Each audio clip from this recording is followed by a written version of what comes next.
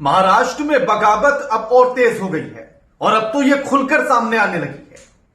अजित पवार और साथ ही देवेंद्र फडणवीस एक दूसरे के सामने आ गए हैं और एक दूसरे को लेकर ऐसी तीखी बयानबाजियां चल रही हैं कि ऐसा लगता है कि महायुति तो अब टूट ही जाएगा। अब एक बार इस तस्वीर को भी देख लीजिएगा। यह तस्वीर भी इसी बात की गवाही दे रही है कि महायुति गठबंधन अब टूटने की एकदम कगार पर आकर खड़ा हो गया है। प्रधानमंत्री नरेंद्र मोदी की चुनावी रैली जो 15 नवंबर को मुंबई में हुई, अब इसमें एकनाथ शिंदे तो शामिल होते हैं, लेकिन अजित पवार इस रैली से दूरी बना लेते हैं और साथ ही उनकी कोई पार्टी का कार्यकर्ता या नेता भी इस रैली में नहीं आता है। और यह तस्वीर इस बात की तरफ इशारा करती है क्या कि महायुति गठबंधन अब टूटने की कगार पर आ गया है। नमस्कार, मैं आपके साथ के राणा। अब ऐसे में जो एक के बाद एक बयान महाराष्ट्र से निकलकर आ रहे हैं वो तमाम सवाल खड़े करते हैं। सबसे पहले योगी आदित्यनाथ जब महाराष्ट्र पहुंचते हैं, कहते हैं कि बटोगे तो कटोगे, तो उसके बाद से ही महाराष्ट्र की सियासत में उबाल आना शुरू हो जाता है और उसके बाद अजित पवार सबसे पहले इस पर प्रतिक्रिया देते हैं और उसी प्रतिक्रिया के तौर पर इस तस्वीर को देखा जा रहा है कि अजित पवार की पार्टी का ना तो कोई नेता, ना कोई कार्यकर्ता और ना खुद अजित पवार प्रधानमंत्री नरेंद्र मोदी की रैली में आकर शामिल होते हैं। आखिर क्यों नहीं होते हैं, यह अपने आप में एक बहुत बड़ा सवाल बन गया है और इसीलिए इस तस्वीर पर यह चर्चा करना बड़ा जरूरी है। आगे वीडियो में इसी पर और डिटेल में चर्चा करेंगे, लेकिन योगी आदित्यनाथ के बयान पर अजित पवार ने और क्या कुछ कहा था, पहले वो बताते हैं। और उसके बाद अजित पवार कहते हैं कि इस तरह की भाषा का इस्तेमाल, इस तरह के बयानों का इस्तेमाल महाराष्ट्र में नहीं हो सकता। वो कहते हैं कि ये तो अंबेडकर की धरती है, ये साहू की धरती है, शिवाजी की धरती है, इस पर बांटने और काटने की बात नहीं हो सकती, एकता की बात होगी। बाबा साहेब अंबेडकर के दिए हुए संविधान के अनुसार ही इस राज्य को चलाया जा सकता है, किसी की नफरत की राजनीति से नहीं। और इसी बात को बीजेपी की ही नेता पंकजा मुंडे कहती है। पंकजा मुंडे बीजेपी की एमएलसी हैं और वो कहती हैं कि इस तरह के बयान की जरूरत महाराष्ट्र को नहीं है।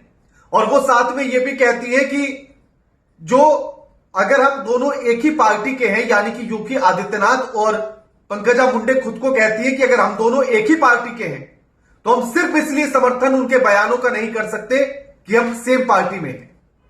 जो गलत है उसको गलत कहा जाएगा।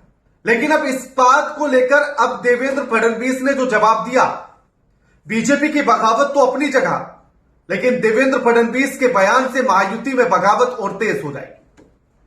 देवेंद्र फडणवीस ये कहते हैं कि अजित पवार को अभी योगी आदित्यनाथ के बयान को समझने में थोड़ा समय लगेगा। वो अभी योगी आदित्यनाथ के बयान को समझ नहीं पा रहे हैं कि वो असल में कह क्या रहे हैं। और चलिए अगर इस बात को मान भी लिया जाए कि वो योगी आदित्यनाथ के बयान को पॉजिटिव वे में कह रहे हैं, पूरे देश को एकता की बात में, एकता के धागे में पिरोने की बात कर रहे हैं, तो ऐसा नहीं है। क्योंकि उसके आगे की जो पंक्ति देवेंद्र फडणवीस बोलते हैं वो अहम है। देवेंद्र फडणवीस कहते हैं कि अजित पवार सेक्युलर और हिंदू विरोधी लोगों के साथ लंबे समय तक रहे हैं, इसीलिए अभी उनके दिमाग में वही सारी बातें हैं, इसीलिए अभी उन्हें योगी आदित्यनाथ का बयान समझने में थोड़ा समय लगेगा। चलिए ये मान भी लिया जाए कि योगी आदित्यनाथ का बयान समझने में अजित पवार को समय लगेगा, तो फिर इस बात का जवाब कौन देगा, देवेंद्र फडणवीस साहब, कि पंकजा मुंडे उनके बयान को क्यों नहीं समझ रही हैं, वो उसका क्यों विरोध कर रही हैं, वो क्यों कह रही हैं कि सेम पार्टी में होने के बाद भी हम उनका समर्थन नहीं कर सकते, वो गलत है तो गलत है। या तो फिर उस राष्ट्रवादी विचारधारा को इसका मतलब पंकजा मुंडे भी नहीं समझती हैं, और अगर समझ रही होती तो उनको यह बात समझ में आ जाती। या फिर यूं माना जाए कि योगी आदित्यनाथ का बयान राष्ट्रवादी विचारधारा का है ही नहीं, उसे आप लोग सिर्फ बनाने में लगे हैं। दोनों में से एक ही बात सच हो सकती है और इस बात का जवाब भी देवेंद्र फडणवीस को देना होगा।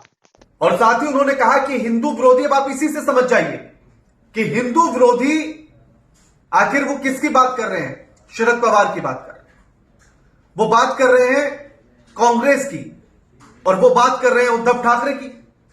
और अगर उद्धव ठाकरे की वो बात कर रहे हैं तो फिर तो इस बात को भी याद किया जाना चाहिए कि उद्धव ठाकरे तो एक लंबे समय से आपके साथ हैं। तो क्या बीजेपी अपनी छाप उन पर नहीं छोड़ पाई? अगर अजीत पवार उनके साथ रहने से अभी भी हिंदुओं का विरोध कर रहे हैं उनके हिसाब से, तो फिर इस बात का जवाब भी तो दे कि आप उद्धव ठाकरे को अपने रंग में क्यों नहीं रंग पाए। और दूसरी तरफ आप उन्हीं के पिताजी का नाम लेकर यह कह रहे हैं कि राहुल गांधी ये कहें कि बाला साहेब ठाकरे तो हिंदू हृदय सम्राट है, तो फिर आप उद्धव ठाकरे पर कैसे आरोप लगा सकते हैं?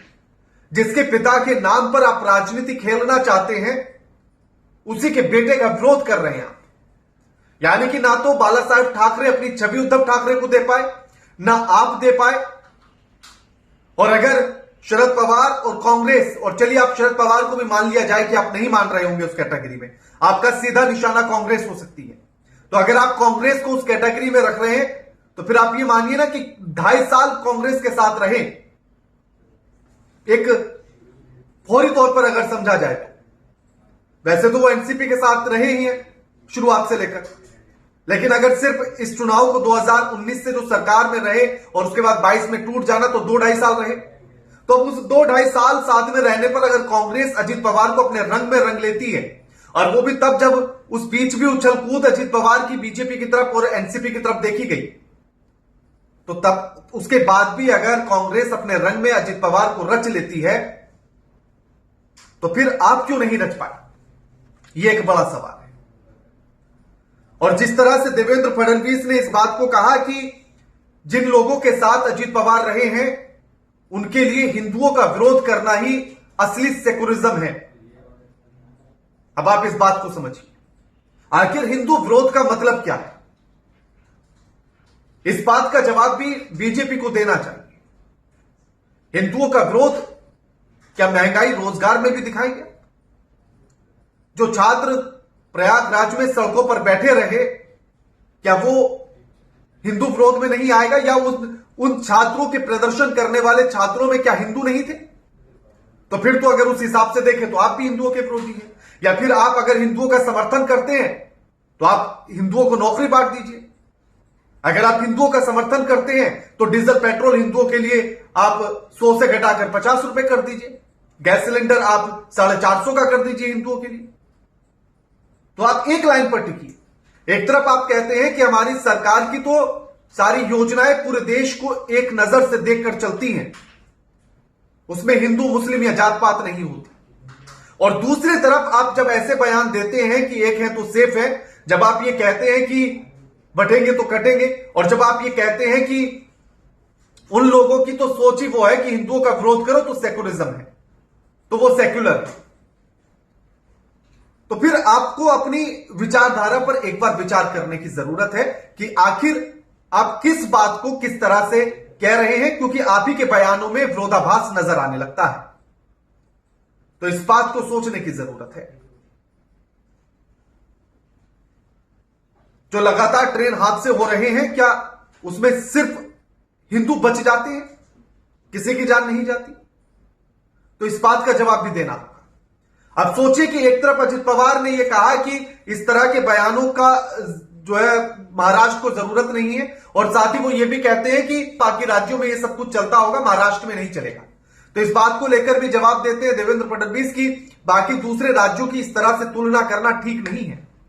लेकिन जहां ऐसे में प्रधानमंत्री की रैली में एकनाथ शिंदे तो शामिल हुए, उनकी पार्टी के लोग तो शामिल हुए, लेकिन अजीत पवार इस रैली से अपनी दूरी बनाते हुए नजर आए। अजीत पवार की पार्टी का ना तो कोई सदस्य वहां नजर आया, ना अजीत पवार नजर आए, वो भी तब जब मुंबई में 3 जगह पर उनकी ही प्रत्याशी चुनावी मैदान में है। एक सना मलिक जो अणुशक्ति नगर से हैं, दूसरे नवाब मलिक जो मानखुर्द से हैं, और तीसरे जिशान सिद्दीकी जो बाबा सिद्दीकी के बेटे हैं, बांद्रा से चुनावी मैदान में एनसीपी के टिकट पर। लेकिन उसके बाद भी अजीत पवार ने इस रैली से दूरी बनाई, यानी कि देवेंद्र फडणवीस के बयान का असर अजीत पवार पर हुआ है और इसीलिए उन्होंने दूरी बना ली है। इसीलिए कहा जा रहा है कि कहीं ये टूट की कगार तो नहीं है? अब महाराष्ट्र में चुनाव है, लेकिन सोचिए कि इतना तो महाविकास आघाड़ी और महायुति एक दूसरे पर हमला नहीं कर रहे हैं जितना महायुति के ही सहयोगी दल एक दूसरे पर हमला कर रहे हैं। जहां बीजेपी अजित पवार पर, अजित पवार बीजेपी पर, एकनाथ शिंदे पर जो एक दूसरे का वार पलटवार चल रहा है, यह ज्यादा है। इतना तो वो अपने विपक्षी दलों के साथ नहीं कर रहे हैं, इतना वार पलटवार। और दूसरी तरफ देवेंद्र फडणवीस ने भी वही बात कह दी। उन्होंने ये कह दिया कि चुनाव हो जाने के बाद इस बात को पार्टी बैठकर तय करेगी कि आखिर मुख्यमंत्री कौन होगा। यानी कि एकनाथ शिंदे की तो छुट्टी 100% नजर आ रही है, क्योंकि कोई भी ये कहने के लिए तैयार नहीं है। और उन्होंने तो ये भी कह दिया कि भैया सीटों की बात नहीं है, सीट किसी की भी ज्यादा कम आती रहे, लेकिन बैठकर मंथन होगा। अरे अगर आपको अपने सहयोगी पार्टी के नेता के नेतृत्व में आप चुनाव लड़ रहे हैं, उसके चेहरे पर चुनाव लड़ रहे हैं, तो फिर दाएं बाएं की बात करने की जरूरत क्या है? जिसके चेहरे पर चुनाव लड़ेंगे उसी को दरकिनार कर देंगे, जिसके चेहरे पर चुनाव जीतेंगे उसी को अलग हटा देंगे। तो बड़ी अजीब बात। और आप फिर कह रहे हैं कि चुनाव जीतेंगे तो तीनों पार्टियां बैठेंगी और उसके बाद यह तय करेंगे कि कौन मुख्यमंत्री होगा। तो यानी कि एकनाथ शिंदे की तो आप छुट्टी कर देना चाहते हैं। और दूसरा, बीजेपी के एक नेता तावड़े, वो ये कह रहे हैं कि मुख्यमंत्री तो कोई नया ही होगा। यानी कि ना तो एकनाथ शिंदे होंगे, ना अजित पवार होंगे, ना देवेंद्र फडणवीस होंगे, बीजेपी से भी कोई बड़ा चेहरा नहीं होगा, कि कोई सरप्राइजिंग नाम ही निकलकर सामने आएगा। जैसे मध्य प्रदेश में देखा, जैसे राजस्थान में देखा, किसी तरह से कोई चौंकाने वाला नाम निकलकर सामने आएगा महाराष्ट्र के लिए। अब वो नाम कौन सा होगा, कैसा होगा, ये तो अभी देखने वाली बात है। लेकिन ये जो आपस में ही बयानबाजियां चल रही हैं, क्योंकि अक्सर ऐसे चुनाव कम देखे गए जहां सहयोगी दल ही एक दूसरे पर वार पलटवार करने में लगे हों, एक दूसरे को ही कह रहे हो कि हमारे क्षेत्र में आपको नहीं आना। अजित पवार ने कहा कि बीजेपी का कोई भी नेता हमारे यहां चुनाव प्रचार करने नहीं आएगा, जो सीटें हमारी हैं उन पर हम अपने आप प्रचार कर लेंगे। ये पहला चुनाव है जो महायुति आपस में ही एक दूसरे के विरोध में लड़ रहे हैं, साथ होते हुए भी। आप हमें कमेंट करके जरूर बताइएगा कि आखिर आप किस तरह से महायुति में जो ये एक दूसरे पर वार पलटवार है, इसको किस तरह से देख रहे हैं। क्या ये बगावत है क्या? और क्या चुनाव के बाद महायुति गठबंधन टूट जाएगा क्या? हमें कमेंट करके जरूर बताइएगा। वीडियो को लाइक कीजिएगा, चैनल को सब्सक्राइब कीजिएगा। नमस्कार।